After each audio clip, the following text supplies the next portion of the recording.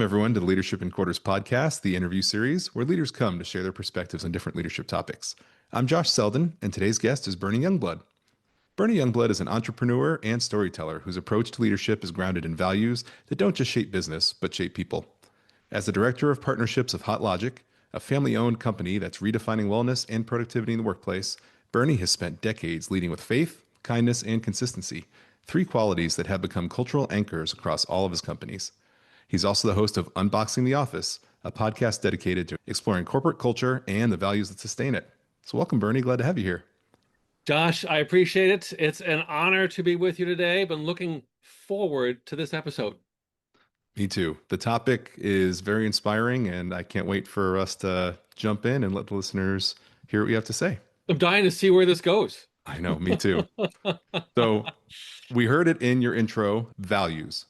And values are so important to me. They're the bedrock foundation of everything that we go do, and all of our actions should link to our own personal values. So as we've talked, we'll talk about values-based leadership today, and hopefully we can jump right in. Yes. Yeah. Yeah. And as you suggested, we're not going to hold back any punches. No, we'll go all in. Yes. Yes. Agreed. Good. So let's go all in. If you could, can we start off by defining what exactly values-based leadership is, and really how does it look in action in the real world, as opposed to just writing things on the wall and hoping our values integrate into what we do? I appreciate the question. And it's a difficult question. The answer is in the question.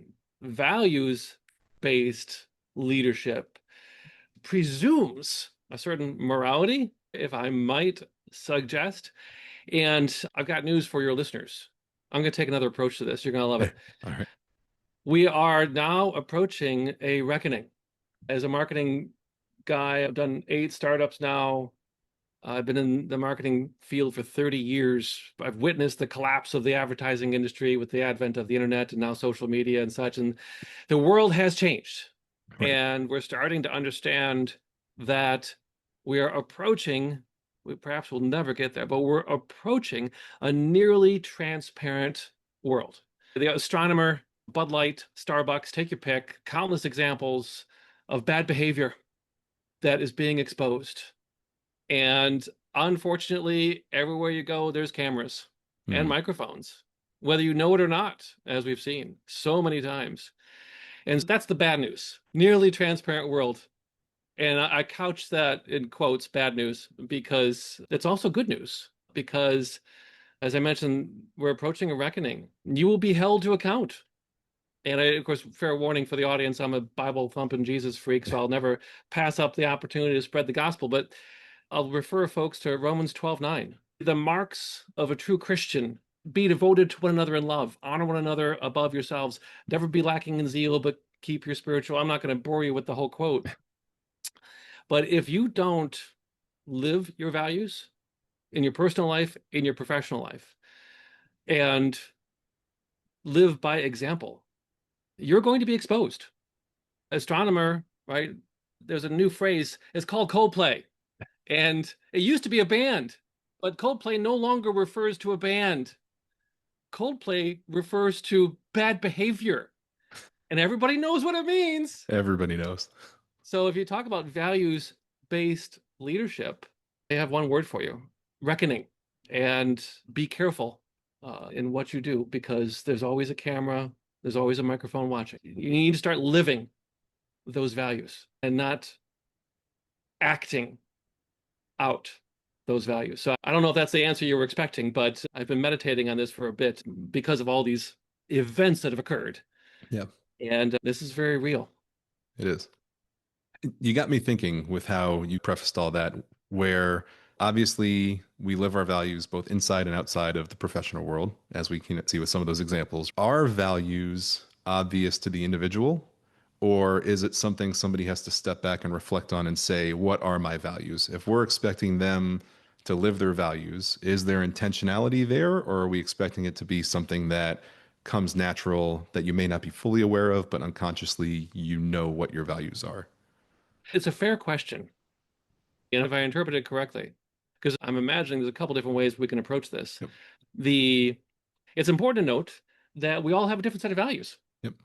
And that's great. Because, hey, in America, we're allowed to do that. I won't get political. I don't like talking about politics. That's a whole thing. But we all have a different set of values. I think what's most important here is that let's take the example of organizations like to refer to themselves as one big family. Yeah. At this company, we're all one big family. Come on. That's been long since exposed to be a fallacy. Right. Organizations are not families. Never have been, never will be. This is a capitalist model. Love it or leave it. This is a capitalist system that we operate within, and that's just not possible. So what's most important is to live, as I suggested, live your values with transparency, meaning if you say one thing and then do another, you're going to be called out. And whether it's the Christian, Muslim, Hindu, regardless of the economic model, regardless of your geography, in an increasingly public world, there's always going to be haters no matter where you go. But when people find evidence of duplicity and hypocrisy, I have one word for you: virality. Yep. That's how you go viral. And that's not the kind of virality you want: duplicity and hypocrisy. So if you can't live your values, you better GTFO, because you're on your way out. You just don't know it yet. And I don't know if I've approached that question properly. That's how I've interpreted it. So let me know. Yeah, I think you've hit most of it. I think the thing that I wonder is values sometimes used as a buzzword. And I assume that you know your values. I assume that I know mine. Yeah, they may be different. I assume Joe over here knows his. But is that assumption accurate, knowing that truly we really know what our values are? Or do people need to step back and reflect and think about what their values are if these are the things that are leading them in their daily life? Oh, wow. Yeah. Okay. To the audience, they should know that I suggested to Josh that the tougher questions are always the best ones. Yep. Yes, he's pushing me, and we love it, and we're That's here right. for it. We're going to have fun. So, how do you come to understand your values? Yes. Let me tell you something. I'll celebrate a birthday later this month, and I'm going to turn 55, double nickel. Wow. I had breakfast with my mother this morning, my dear, sweet mother. She just turned 82. And I reminded her that her son is about to turn 55. That means she's old. You have the benefit of still being able to spend time with my mother. That's not going to stop me from making fun of her from time to time. But at the age of 55, and this is something that I know many people struggle with, I am still struggling to learn my values, to understand them in my Christian journey. I am still struggling to understand my faith, which is very difficult, of course. Values, faith, no matter how you cut it, we are organic creatures, chemical reactions in progress, and never finished works until the very end. I don't know if it's possible to really be able to say, I understand who I am, I understand my values. I think we're lying to ourselves if we start taking those positions, which, of course, then by extension, if you come into conflict with someone who has a different set of values and claim that, oh, my values are better than your values, come on. Can you at least admit to yourself that you probably don't have as firm of an understanding on your values as you think you do? And if that's the case, how are you able to look that other person in the face and claim that what you don't understand is better than what they don't understand? And I'll take a moment to point out that our differences are one of the things that enrich us. We need to have different opinions, diversity, call it what you will. We need that. The diversity of opinions is what makes us great. Exactly. And respecting each other's opinions and values is what makes us strong. So, unfortunately, Josh, I don't have an answer for that question because I'm still trying to figure it out. Yeah. And that's fine, because I think one of the reasons why I want to ask the question is you, me, anybody. And maybe for you and I, it's a little easier to say a couple of them off the cuff with these kind of conversations that we're having. But I feel like if you go to anybody that you know outside of work, inside of work, and you say, give me your top 5 values, they're not going to be able to just tell you what they are. They think, and then they're like, was this a value? Maybe they Google it. They use ChatGPT to say, hey, what are the top values, and see if they can internalize that and it resonates with them. We talk about values-based leadership, doing things based on principles and all of that. But I do wonder if you ask anybody we interact with to add that question, what are your values? I think there's going to be a long pause before we hear it because I think, as you said, we don't fully understand. There's no way to fully understand them. And in the world, with here comes AI, and the world is moving a lot faster than it used to. The change is happening a lot faster than it used to. And to be honest, and I'm old, I've already admitted that, I don't think humans were built to be able to operate at this speed. I don't think humans were built to be able to accommodate this frequency of change. And so anxiety and all the challenges are off the charts in terms of depression and Mm. such for a reason. Because, man, this stuff, I'm trying not to swear because we didn't talk about whether or not we're allowed to swear, but this stuff is crazy, man. It is. And again, falling back on my Christian values, hey, wait for it. I think we could all do well to give each other just a little grace. As the expression goes, when you first meet that person, you perhaps are meeting them on the worst day of their life. Give them a little grace because you don't know the challenges that they're facing. So, yeah, it's a very deep and very rich subject, which I love to dive into. Yes. No, But I love it. but another expression that serves me very well, I know nothing unless every day.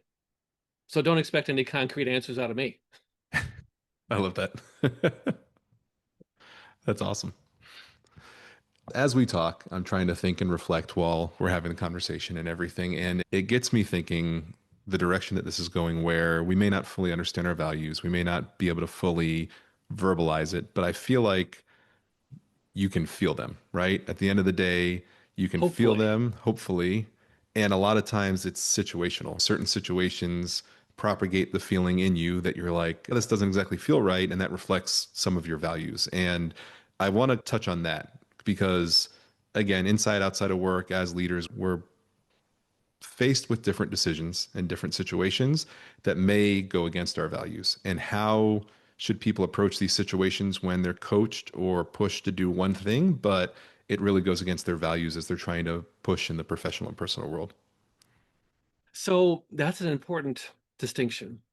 It's something, I guess, one way I'll address that, and something that I've leaned on for quite some time. Going with your gut is, of course, is a cliche because that's our go-to. But at the same time, here comes AI, and of course, my wife hates AI. I got to be honest. I use it all the time, and I quote her too much. She hates it. As she suggests, there's no Hollywood movie that ever had a happy ending when it comes to AI. How can you love it? And so, particularly if you're in my generation and you're approaching this challenge of artificial intelligence, if you go with your gut, you'll do nothing because it feels wrong because it's artificial by definition. But in this case, because it's here, it's not going anywhere. The horse is out of the barn, as the hat would say. But when it comes to AI, the advice I give people is get uncomfortable and stay uncomfortable. Mm. That's your handbook. When it comes to any AI decision, get uncomfortable, stay uncomfortable, because that's the world. Unless you can afford to move to the mountains and ignore everyone. And there's a whole different thing for that. But beside that, and secondary to that, and more important than that, the guiding principle I've always used throughout my whole life is love. I believe we are granted by our Creator an infinite supply. And as I've said before on other occasions, there's never been an enemy that, given sufficient time, I've not been able to defeat with love. There's a Bible verse that goes along with it. I won't bore you with, but it's a good one. But something to take into account with the world, how it's moving. And again, related to these values that we keep talking about, there is evil in the world and there is evil in business. And it's a lot. And today, talk about values. If you can talk about values, you can talk about good, you can talk about evil. It's fair game. So we got to have the conversation. Yep. So bad actors, which 50 years ago most commonly acted in the dead of night, bad actors today are operating in the light of day. Mm. And it's very common. People approach business transactions, and movies have been made, and we see it in everyday life as well today. many business transactions are approached with the goal of I don't just want to win this job.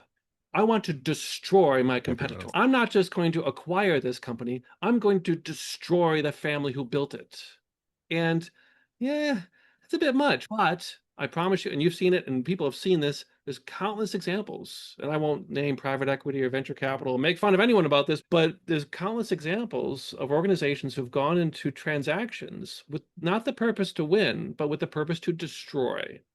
And through my career, and many people know this about me, I run from evil. I don't care if it's got $100 bill attached to it. I can't afford that $100 bill because there's a price to be paid with what comes attached to it. And so when you talk about values-centered leadership, I think it's important to recognize that regardless of the money, there are some decisions that should not be made. As a good friend of mine once suggested, all stocks inevitably go to zero. Fact, it's all a matter of making a series of decisions. And if you choose evil, regardless of the dollars that are attached to that decision, you'll lose. Mm-hmm. If you look throughout history, given sufficient time, prove me wrong. I shouldn't make that quote, but given sufficient time, never in the history of the world has evil won. No war, no despot in the history of the world. Never has evil triumphed, ever. So in business, that's a bit of a platitude, but in business, I recommend run from evil, which unfortunately sometimes is not a popular decision, but in the long run will always pay dividends, and stockholders love dividends. They do. They really do. And I love the way that you put that because at the end of the day, we have our values. And like you said, you'll never take the money if it doesn't feel right, if it's for evil. And I feel like if you don't do that, speaks to your values. And if you do take it, that also speaks to the values that you have that may be different, that allow those things. It's one of those things that as everybody tries to understand what their values are, it's those type of things that if you give in, it'll keep you up at night. And you can tell that's Yes. something that goes completely against your values. And that is what I tell people that I work with all the time is that every decision I make at work, I will never make one that makes me lose any sleep at night. And I think that speaks Yes. to my values and the decisions that I allow that match with the values that I bring. Yes. And you have benefited greatly from that, my friend, I promise. Yes. Yeah. I think it's important to do that. And it makes me wonder because business and people are sometimes different. Like you said, at the end of the day, businesses are there to occasionally win and have scorched earth in their path. Like you said, they're Yes. there to destroy and win, but businesses also have values. And those are the things that I picture that are plastered up on walls. This is what we Yes. stand for. Every LinkedIn business posting says, hey, here are the values of our company. But how does a professional go and do a business and try to align their personal values to the businesses? And what happens if they don't? What happens if they're blatantly different? Well, that's an important question. I just had this conversation with a good friend the other day. She's being recruited to be the CEO of the organization. And I asked her, are they good people? I asked her, have you had a chance, being recruited to be the CEO, have you had a chance to sit down and have dinner with the owners of the organization? And she said yes. And great, because that's necessary, because it's difficult on LinkedIn to read people. You got to get to know them. You got to spend time with them. I And you could asked her, write anything on LinkedIn. right. It's a whole thing. Yeah. I asked her, are they good people? Very open-ended question. And she said yes. I said, good. That's one of the problems. So, unfortunately, and I gave this, as we talked about this before, I'd given this a great deal of thought. In my opinion, this is one man's opinion. If you find that an organization that you're seeking to do business with or to work for has values that do not align with your own, don't start. You can't. You could buy a teddy bear from them, maybe, but I'm not suggesting you enter a partnership. I'm not suggesting you go to work for them. If their values don't align with yours, to quote South Park, you're going to have a bad time. You're going to have a bad time. Life is short. And to quote Princess Bride, life is pain, and it's just not worth it. So, if possible, you want to ensure that organization, and this is already happening. And a survey was done a while back. that consumers, when making purchasing decisions, buying teddy bears and shoes and electronics, are more than 60% likely to not purchase from organizations that don't align with their values. And we've seen this play out in the political landscape as well. So these are very important distinctions. As a leader, and to take it one step further, to make it worse, more bad news, right? As a leader, if you find out that your organization does not represent the values you believe are important, the culture you believe is important, and values and culture are different. But Yeah. if it is a large organization, what I'm going to suggest to you today, I'm going to give you the same advice: leave. I do not believe my current opinion, and not to say this won't change over time, but my current opinion is that if you are heading a large organization that's on the wrong path, the trouble is directing the path of the values of an organization and bending the curve, turning the Titanic, so to speak, the aircraft carrier, whatever reference you want to make, altering the direction of an aircraft carrier takes a tremendous amount of effort, a tremendous amount of time, and is a project that no modern board will ever approve. Won't happen. Better to leave. And in fact, this is something that's happening. AI is advantage small operator. AI gives small teams, 4 or 5 people operating out of their garage, the ability to go head to head with the Fortune 500. Fact. Right. That's today, and that's accelerating. They call it creative destruction. I think in the next 10 years, I'll give it a 10-year time horizon, we're going to witness as these large organizations who have completely fractured and destroyed their value systems are going to collapse. This is the natural order of things. This is the survival of the fittest. It's a capitalist model. As a leader, if your organization doesn't represent the values you think are important, you need to find a new organization because your board will never approve that project. No, at the end of the day, it's a short-term gain. Whether you're there already or especially if you're going into a company, it's always tough to turn down the money. And if I'm going to Yes. go, if I'm your friend and I'm going to be a CEO at a company and they aren't good people and they don't align with my values, but that paycheck's big, I'm going to be inclined to go there. But at the end of the day, it's a short-term gain. I'm either going to constantly go against my values, change who I am, or I'm going to go against my values and be miserable and lose sleep. And eventually I will leave because it's not a Yeah. sustainable situation. So it's definitely interesting for those who realize that isn't where they need to be, but they still push through because at the end of the day, something gives. I've been around a long time and I've met a half a dozen billionaires and I'm friends with quite a lot of ultra high net worth individuals. And money's a wonderful thing. But I'm here to tell you that the truly wealthy people that I know are those that have peace. I don't care if you have $1 billion in the bank.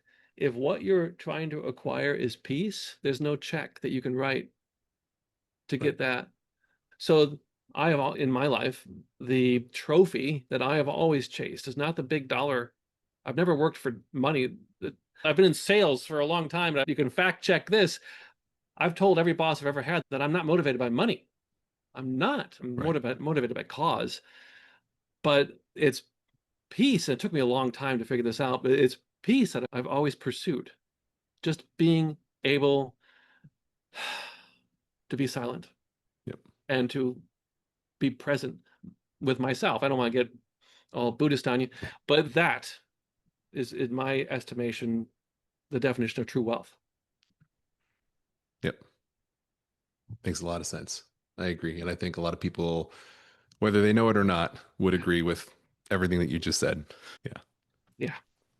They don't realize they need it until they don't have it. And then you realize that's the goal. And if in the pursuit of wealth, you've already sacrificed your family, your faith, your friends, your health, your sleep, if you've already sacrificed all things, it's an even tougher hill to climb. I'm not saying it can't be done, but it's going to be a tough hill to climb. Yep, for sure. Bernie, I appreciate everything. I've had a blast talking to you about values-based culture and leadership. For any of the listeners, I will make sure I have all of Bernie's information, both in the postings that I have and on the YouTube page and all the different podcast platforms that we have, so you can connect with him. In the off chance that you have any issues connecting with him, email me and I will get you two in touch. And then for everybody, as always, please follow and subscribe to the podcast that we have on all the platforms. Spotify, Apple, Amazon, everywhere. To my Instagram at Leading Quarters, to my YouTube page at Leading Quarters, and email me with any other questions or ideas that you may have for future episodes at leadingquarters@gmail.com. But for anybody who didn't catch it yet, Bernie Youngblood was my guest talking about values-based leadership and culture, and I really appreciate it. We talked about a lot of things. To your point in the beginning, did we go in the direction I thought we would have when we set this up? No. But did I enjoy where we ended up and what we talked about? I enjoyed it immensely. So I appreciate everything. It's an important subject given what's happening in the world today, and we need to talk more about it. I will look forward to your future episodes. Thank you for the work that you do. Thank you very much, too. And I appreciate all the values that you live by and everything that you brought here today. Likewise. Thank you, Thanks. sir.